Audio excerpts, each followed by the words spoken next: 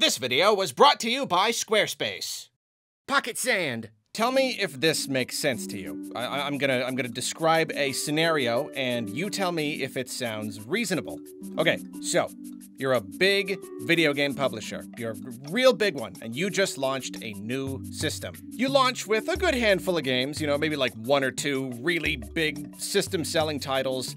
And then after that point, the first year is a little bit slow. It takes time to build up that library, to produce games for a brand new system. Then the first holiday comes along and you've got some really big system-selling title for it. And then after that point, things really ramp up. A couple years into the system's life, you hit this peak.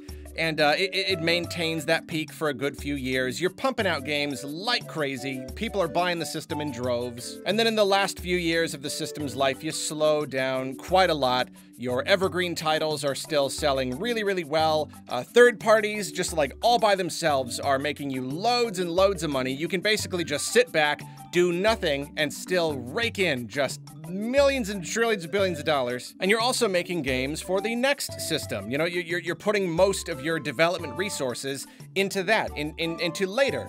So you slow down. You slow down a whole lot. You really don't need to be releasing very much on this system. It's just, it's not something that is required at this point. To me, that all makes sense. I'd say the logic is pretty sound. And that is an attitude that Nintendo absolutely could have adopted with the Switch. Like nobody would blame them for taking that approach. And yet, Nintendo's output of Switch games has been consistent from the beginning all the way until now, 7.5 years later. And sure, some years have just naturally been better than others. Although a lot of that really just kind of, my impressions of certain years, it often just comes down to recency bias. I remember thinking that 2018 really wasn't that great compared to 2017, but then you look at it and it was still Smash, Kirby Star Allies, Super Mario Party, Xenoblade 2 DLC, which was basically a whole new game. It was still not a bad year by any means. Yeah, maybe compared to a lot of the other years, it was a little bit on the lower side, but even that was really not bad at all. Sometimes it's kind of hard to see the big picture. But however you look at it, for the most part, Nintendo has been bringing the games with Switch. They have been bringing the games, and they simply have not stopped bringing the games. And to gain even more perspective, in preparation for this video, I went back over a list of all of the Nintendo published games, year by year by year. And it's made me realize that Nintendo has always been good at putting out a large number of games. This idea of them publishing just title after title after title, that is not necessarily new. They've always had a lot on their schedule. But right now, I would say that two things are different. One, Nintendo's output feels a lot more impressive because it's more focused. Back when Nintendo was always supporting both a home console and a handheld at any given time, it was the Switch and the 3DS, or it was the Wii U and the 3DS, etc. Their titles were naturally spread out more evenly. And in the early days of the Switch, they were still pretty split. Output was still really good, but the 3DS was still getting titles, and when Nintendo stopped doing that, you can kind of see at about the halfway point of the Switch's life, that's where that merging of the divisions started to really pay off. We could really see it in their output. Suddenly, it became just a flood of games just for the one platform, which, left owners of that platform inundated with releases. But that's an element that we've all discussed endlessly. So I would say that the second big reason why the output feels so crazy now is that I believe Nintendo is just doing a better job of focusing on titles that people really want to see. Nobody move! Until I remind you that this video was brought to you by Squarespace. Even with zero website building knowledge, Squarespace can make building your site a snap. The intuitive builder is incredibly simple to use, especially if you start with a template. Trust me, in no time you'll have a slick, professional-looking site. My site, Arlo Recommends, was super easy to build and it's super easy to maintain. Creating content is easy. I can do anything I need to. I can even schedule my posts to go out automatically at a later date and push to social media while they're at it. If I ever want to juice up my site, give it some extra features, Squarespace offers lots of powerful extensions, and my favorite feature is the built-in analytics. I'm a YouTuber. I like staring at numbers. To try out Squarespace for yourself, head to squarespace.com for a free trial. Then when you're ready to launch, head to squarespace.com/Arlo to save 10% off your first website or domain.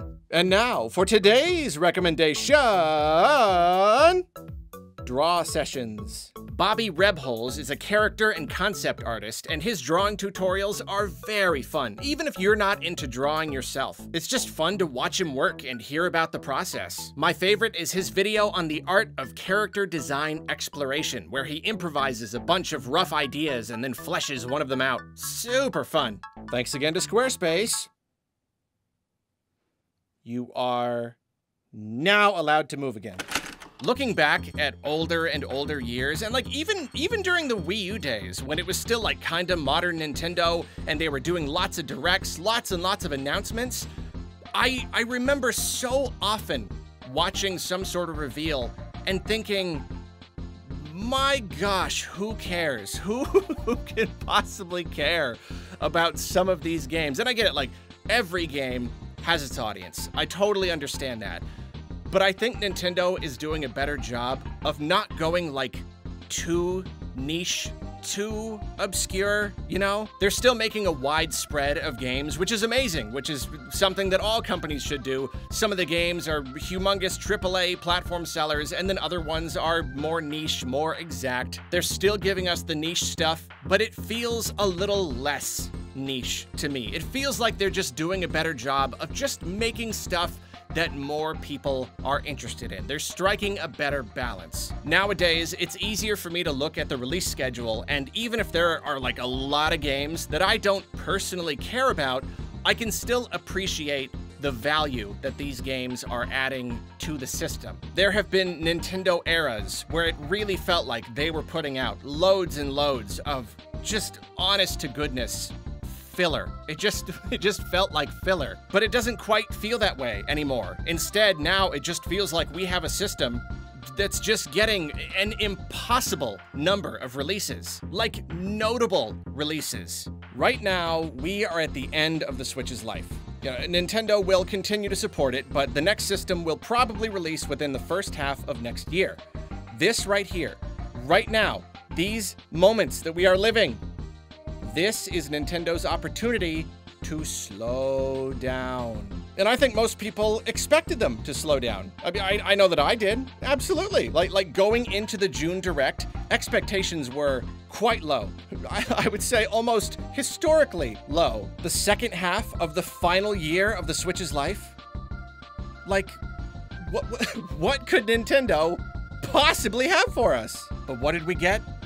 Reveal after reveal after reveal. And all of these games, Switch games. No mention of the next system at all, and almost everything releasing within months of being announced. In one fell swoop, 2024, which had every right to be a breather year for Nintendo, became just another year for Switch. Just another year of constant releases. And don't get me wrong, Nintendo is slowing down, in a sense. Like, of course they are. As we've pointed out endlessly, there are a lot more re-releases and smaller, more niche projects this year. Sure, it is clear that they are putting most of their development horsepower into Switch too.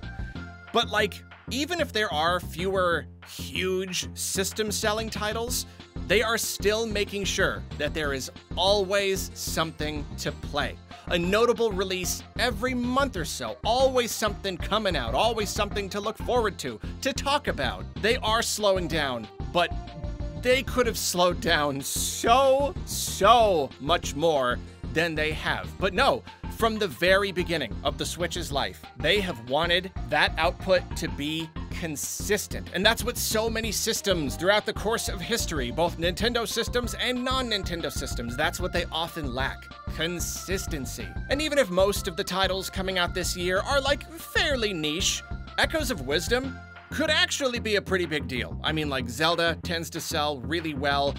This one shares a lot of DNA with Breath of the Wild and Tears of the Kingdom, so it's got that going for it. It gives it that kind of very broad appeal. And then even without that appeal, the Link's Awakening remake sold really, really well. So this could still be a pretty big title. Then a big new Mario Party coming. Like, Mario Party's not a thing that I'm super into, and it feels a bit like an inevitability, which like kind of brings down the hype for me. But I can't deny how important this title is. These games sell like crazy, and this one looks like the biggest, coolest Mario Party ever. So that is also a very big deal. And we've been getting games consistently. Even like late last year, I would still consider that period of time to be late in the Switch's life. Some companies might have considered that like a cutoff point. You know, anything you're developing that's like really big this late in the game, nah.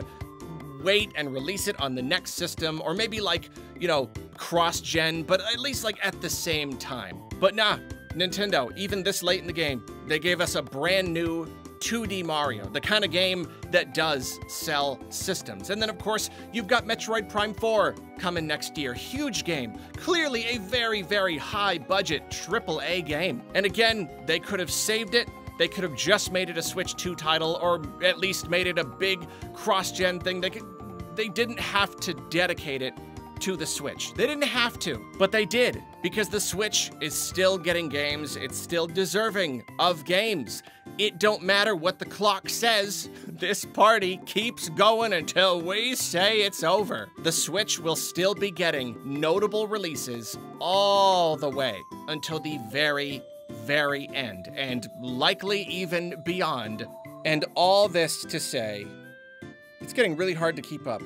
Like, I get it, you know, modern gamer problems. There's too much to play these days. Nearly everybody has a backlog that's just out of control, spiraling, growing by the day. In this modern gaming landscape, you've got zillions of different companies all competing to make bigger and better and longer, more amazing games, and then the indie scene just exploding. Absolutely more games than any person can ever play in their whole life. Already got way too many games, but then even on top of that, you've got Nintendo just trucking along, never missing a beat, just game after game after game after game. What are we supposed to do? And then, like, as a game reviewer, no, just like, forget about it, man. Just like, forget about it. I still need to catch up on my Mario and Zelda and Pikmin reviews from last year. And then, oh, okay, I managed to do one for Princess Peach Showtime. Okay, great. Good job, Arlo. Now Thousand Year Door and Luigi's Mansion 2 have come and gone. Missed my chance to review those. And then in a couple months, it's gonna be Echoes of Wisdom and Mario Luigi. What am I supposed to do? And we're looking at all these games coming this year. Just another year for Switch. And it's kinda easy to forget. Switch 2 comes next year. And that doesn't just mean a new system. If the Switch 2's launch is anything like the Switch's launch, we are about to be attacked by game reveals.